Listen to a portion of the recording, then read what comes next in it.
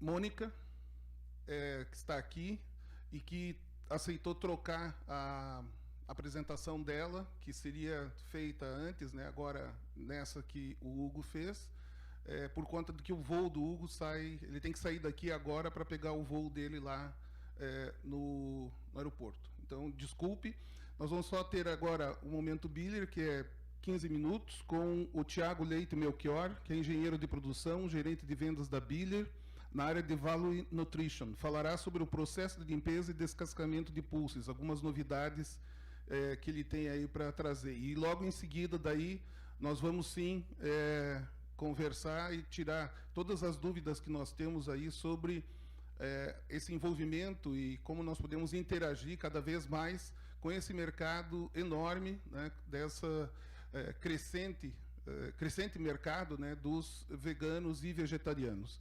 Então, vamos ouvir o Thiago Leite Melchior.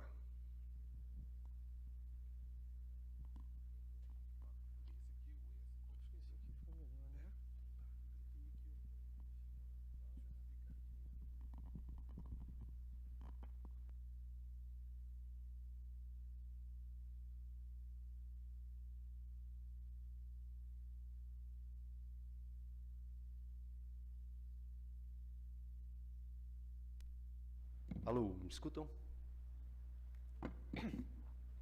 Bom, boa tarde a todos. Obrigado, Marcelo, obrigado, IBRAF, por nos convidar mais uma vez para esse evento de pulses.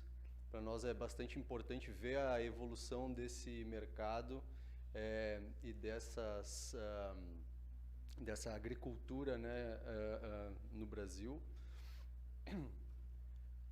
Eu sou Thiago Melchior, eu trabalho na Biller já há 11 anos e eu cuido do setor de Value Nutrition. Minha especialidade é extrusão. Então eu falo muito e converso muito com os clientes relacionados à extrusão de alimentos humanos e pet, né? E aqui a gente fala mais detalhadamente nesses substitutivos cárnicos, né? Então, proteínas vegetais alternativas às proteínas animais. E o Pulses, dentro da Biller, ela é um mercado, ela é um processo dentro da Biller que a gente consegue tratar ele desde o início, desde a recepção até a finalização, digamos assim, desse produto como um substitutivo cárnico. E durante as conversas com o Marcelo, ele nos pediu então para a gente falar um pouquinho do primeiro passo, que é então a recepção e a limpeza desse processo. E eu vou falar de uma forma bem resumida aqui, tá, pessoal? E quem quiser depois conversar melhor comigo, eu vou ficar à disposição. Mas o que eu entendi, o que eu escutei do que o pessoal já conversou aqui, para mim são 3 palavras, tá? Classificação, a origem, né? Então a rastreabilidade desse processo e qualidade. Para mim, esses são os pontos-chave de todo mundo que já falou aqui e é o que vai pautar cada vez mais o nosso feijão, o nosso pulse. Tá?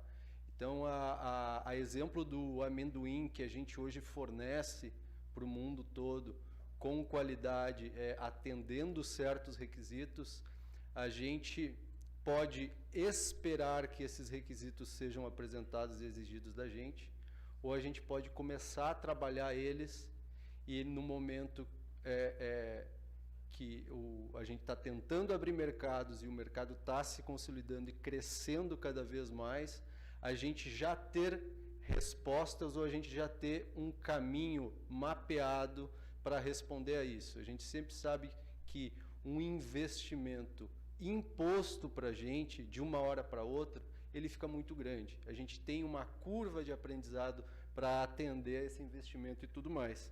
Agora, se como setor a gente conseguir trabalhar o desenvolvimento em conjunto, a gente consegue diluir esse custo ao longo do tempo e chegar lá. Ver se está passando.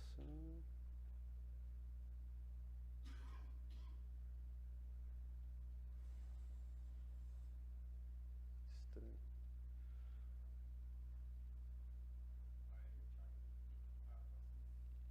Parece que não. Bom.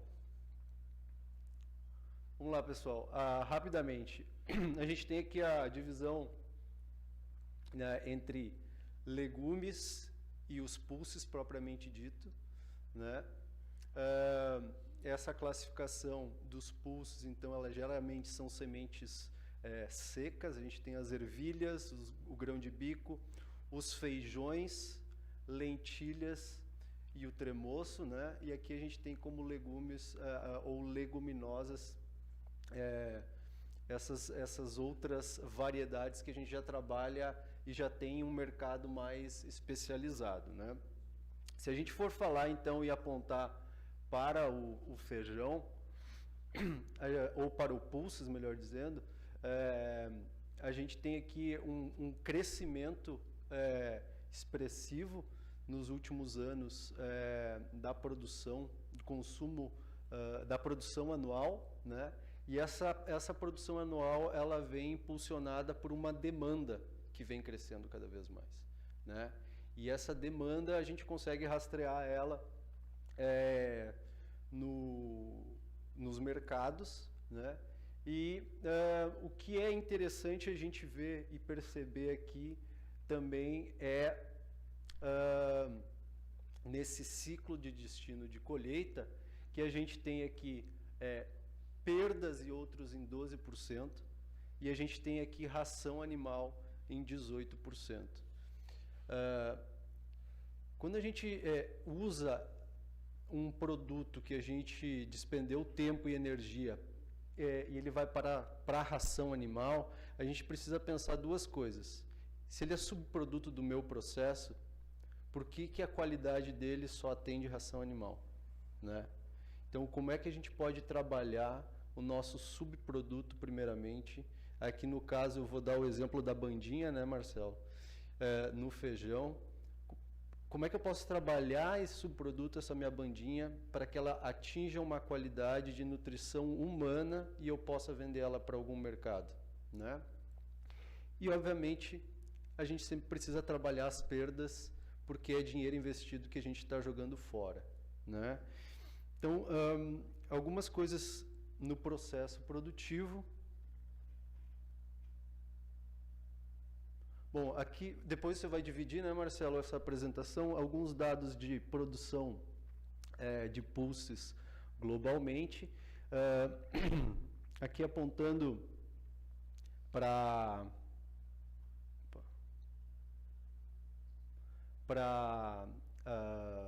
Ásia e África, para a questão de consumo, né? Então, os maiores destinos para aplicação alimentar desses cultivares. Então, o que eu entendo do grupo aqui? Mais do que, vamos dizer assim, relembrar o brasileiro de como comer o feijão, a gente quer saber também como é que a gente vai poder ofertar o nosso feijão lá para fora, assim como a gente oferta o nosso café lá para fora, né?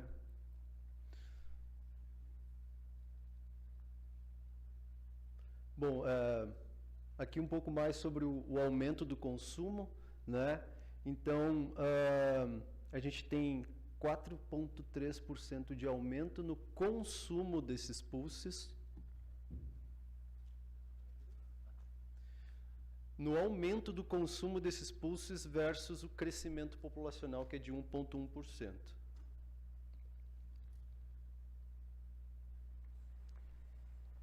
Assim como a gente viu na apresentação do feijão, os consumidores eles estão buscando cada vez mais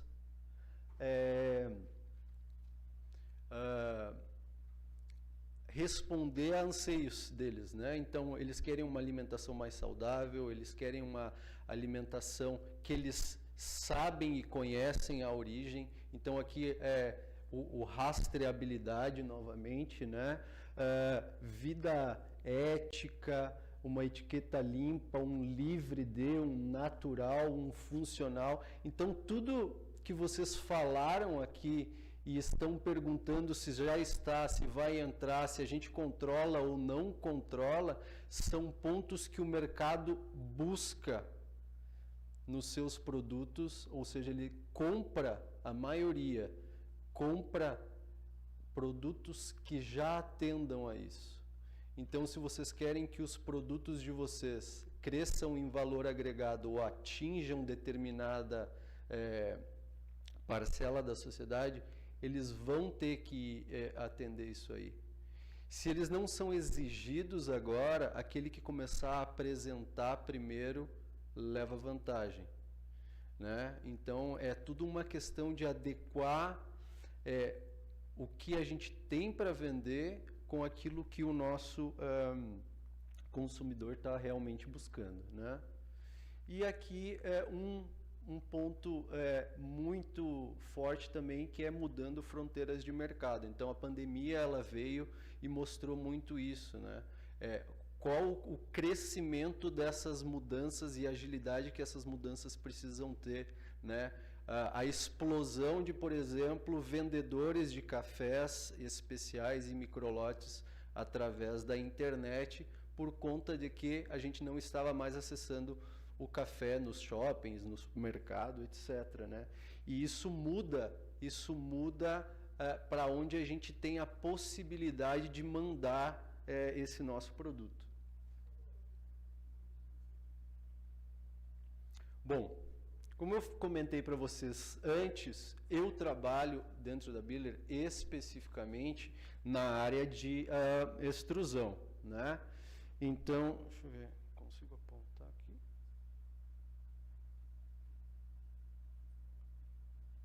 Não. Aqui. Então, eu trabalho dentro da área de extrusão, né? E aqui a gente tem toda a cadeia do pulse ou do feijão. Então, a gente tem desde o recebimento até o hambúrguer vegano lá do McDonald's, do Burger King, ou as massas especiais de feijão ou gluten free, né? Então a Biller trabalha dentro de toda a cadeia, né? E um mesmo ingrediente pode se transformar em diversas coisas. Depende da energia que eu despender para querer transformar aquilo lá.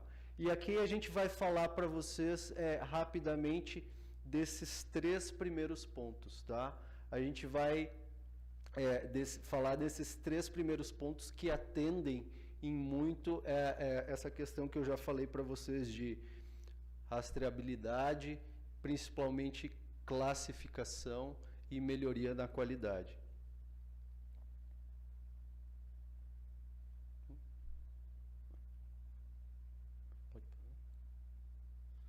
Bom, as nossas soluções para esses processos, elas vêm dos nossos mercados globais. Então, aonde a gente tem a maior aplicação desses processos é na Índia, né? Então, aqui são alguns dos processos que a gente consegue atender com as nossas limpezas e que, em muitos casos, o mesmo processo de limpeza com pequenos ajustes atendem mais do que uma semente, né? Aqui eu acho que é o que mais interessa para a gente. Então, é a parte do descascamento. Então, a gente tem diferenças significantes entre qualidades e tipos de feijão e a forma que a gente processa isso para descascar, tá? Então, esse conjunto aqui de produtos, um black gram, um mung bean, um grão de bico, ervilhas de pombo, ervilhas amarelas e lentilhas, elas entram todos num mesmo tipo de processo de pré-limpeza e classificação. tá? Então a gente tem aqui o processo, ele começa na recepção, então na recepção do grão que vem lá da fazenda ou da plantação do nosso fornecedor. A gente passa por uma pré-limpeza, onde a gente tira todas aquelas impurezas grandes ou de densidades diferentes que vão atrapalhar o nosso processo. A gente tem uma limpeza mais fina, um despedramento, um separador por gravidade, e aqui já começa a primeira classificação. Então, eu tenho 4 etapas do sistema apenas para limpar aquele grão que eu recebi. E aqui eu faço a primeira classificação, que vai me dizer o que é produto bom e o que vai ser uma primeira parcela de subproduto ou de rejeito no meu processo. Esse rejeito aqui, depois eu posso vir a retrabalhar ele em outras aplicações, tá? Então, eu começo com 2 classificações. Então, eu tenho uma classificação ótica aqui, que vai selecionar cor, tamanho, defeito, e depois eu vou passar ela por uma classificação de tamanho. Então,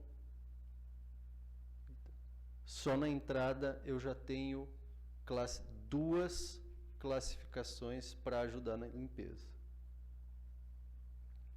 Depois a gente vai para a parte que fala do descascamento em si. Então, por que a gente está falando de descascamento aqui? O Marcelo comentou a exemplo do mercado da Índia, de um produto que se chama DAO, né?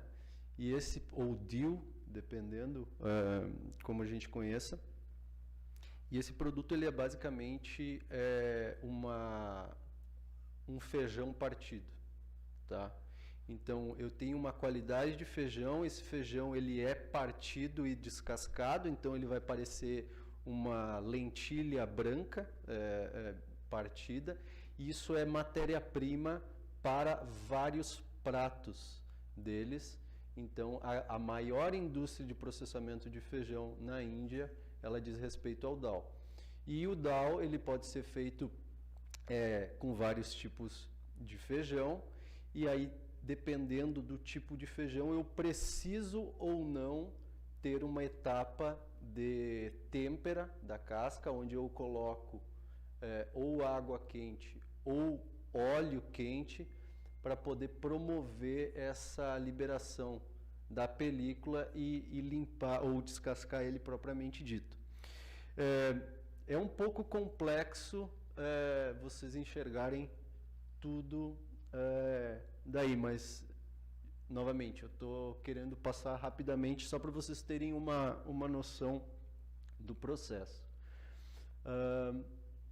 E aqui nessa etapa, então, de descascamento, enquanto eu descasco e parto o meu feijão, eu ainda assim seleciono ele mais 4 vezes.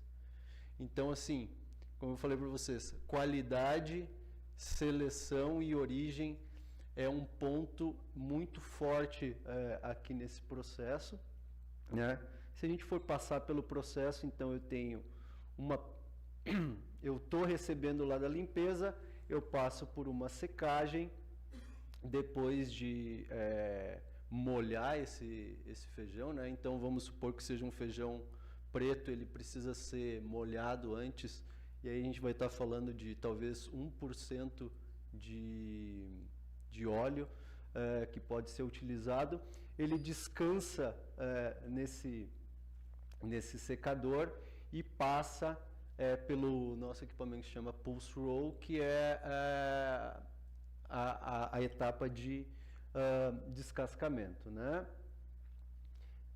Passa por uma classificação, pela adição de óleo ou água, novamente descansa num silo e volta para o Pulse Roll até que ele seja completamente limpo, né?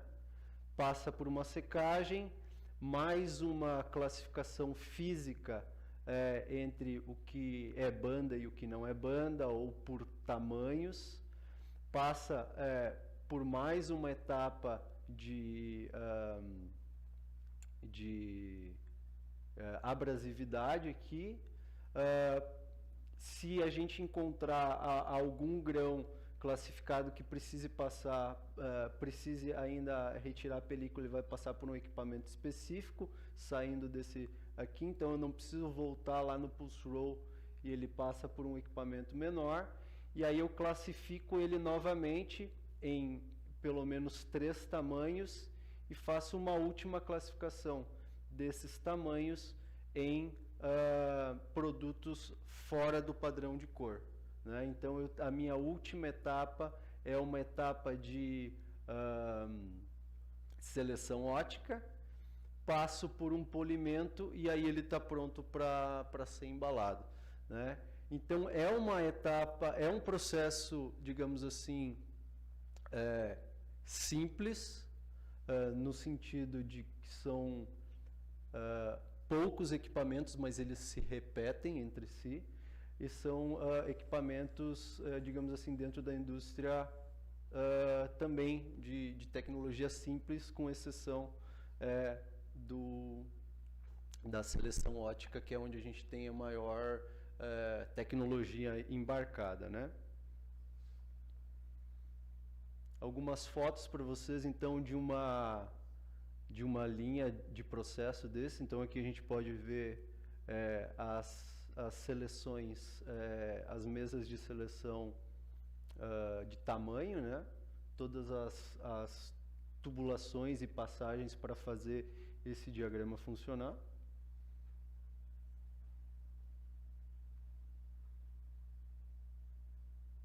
Detalhes das máquinas, né? Então, máquinas que vibram e por classificação, por tamanho das grades, elas direcionam o produto para uma passagem ou outra, né? Quem já viu o moinho de trigo, ele é bem parecido, só que é mais simplificado, né?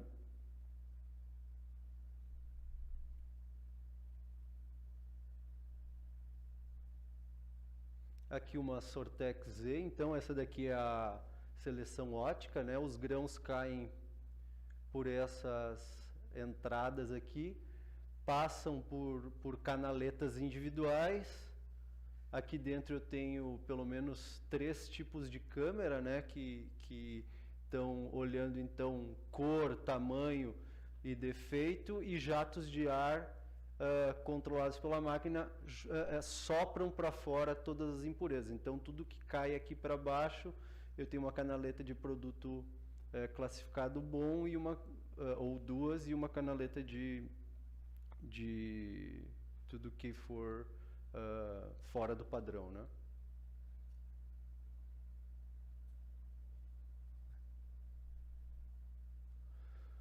Bom, a Biller tem algumas plantas piloto desses processos. A gente tem esses equipamentos instalados nos Estados Unidos, na Índia, na própria Suíça, na casa matriz.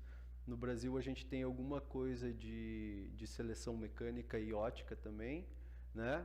A gente tem uma expertise e um know-how de formação, não local, mas global, né? Então, dependendo das aplicações, se for uma lentilha ou algo bem específico, a gente busca na nossa matriz, especialmente na Índia, que tem especializações nisso, né? A gente tem um playground aí para inovação no que diz respeito à combinação de processos já existentes na Biller e também a necessidades específicas do mercado brasileiro.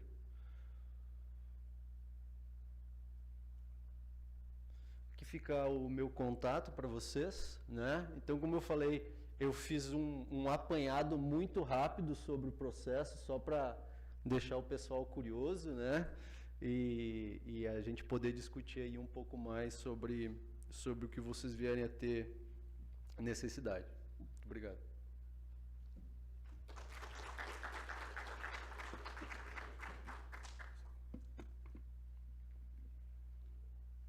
Nós agradecemos o Tiago Melchior e também a Biller, né, que contribuiu para que nós pudéssemos realizar esse evento aqui hoje e tem apoiado sempre as iniciativas do IBRAF nos diversos eventos, né, está sempre presente e apoiando porque entende que isso faz parte do crescimento do setor aqui no Brasil, do incremento de qualidade, enfim, de que a gente possa vencer os diversos desafios de entregar um produto de boa qualidade lá para o nosso consumidor. Agradecemos muito, Tiago. Obrigado. Obrigado, Marcelo. E tem aí o contato do Tiago.